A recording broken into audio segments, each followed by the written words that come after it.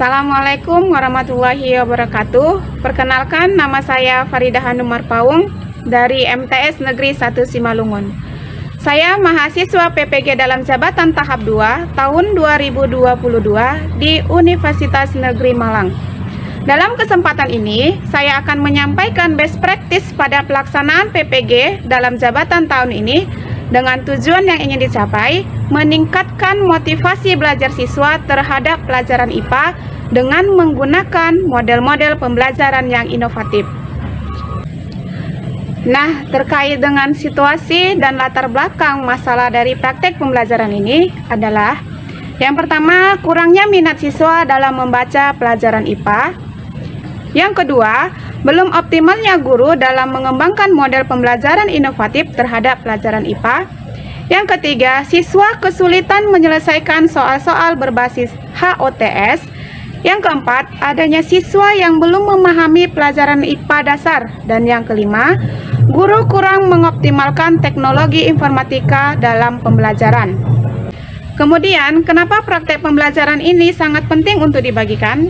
Alasannya yang pertama, praktek pembelajaran ini diharapkan mampu meningkatkan motivasi belajar siswa terhadap pelajaran IPA dan mampu mengatasi kesulitan siswa dalam belajar. Yang kedua, sebagian besar guru mengalami permasalahan yang sama dengan permasalahan yang saya hadapi saat ini. Yang ketiga, praktek pembelajaran ini bisa memotivasi saya sendiri untuk mendesain pembelajaran yang kreatif dan inovatif.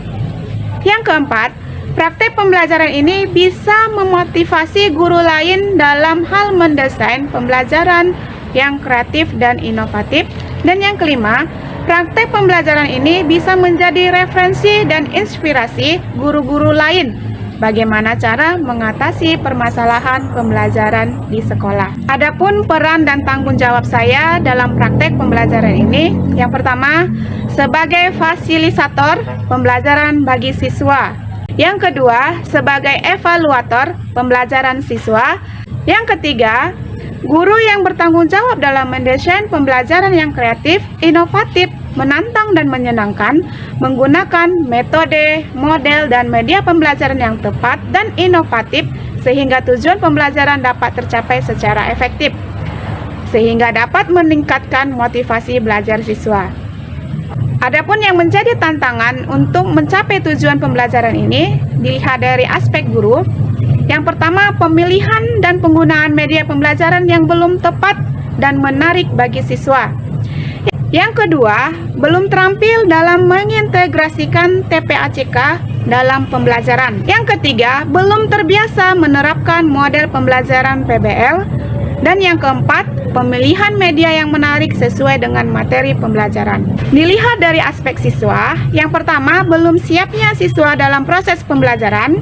Yang kedua, kurang kemampuan siswa dalam memahami materi yang disajikan.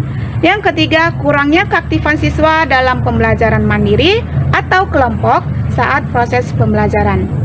Dari tantangan ini, guru dituntut untuk bisa melalui dan menyelesaikan masalah yang ada dengan menggunakan media seperti tampilan PowerPoint di kelas, penggunaan LKS, pemanfaatan video, serta pemilihan model pembelajaran yang inovatif dengan mempertimbangkan kebutuhan siswa dan kesesuaian materi pembelajaran IPA. Adapun pada saat aksi, langkah-langkah yang dilakukan untuk menghadapi tantangan ini, yang pertama, pemilihan model pembelajaran inovatif. Strategi guru memilih model pembelajaran PBL atau Problem Based Learning dengan menggunakan pendekatan saintifik dan metode ceramah, tanya jawab, dan penugasan. Pembelajaran berbasis masalah merupakan salah satu model pembelajaran yang menyajikan masalah yang kontekstual. Merangsang kreativitas siswa untuk menemukan konsep dan memecahkan masalah dalam kehidupan sehari-hari.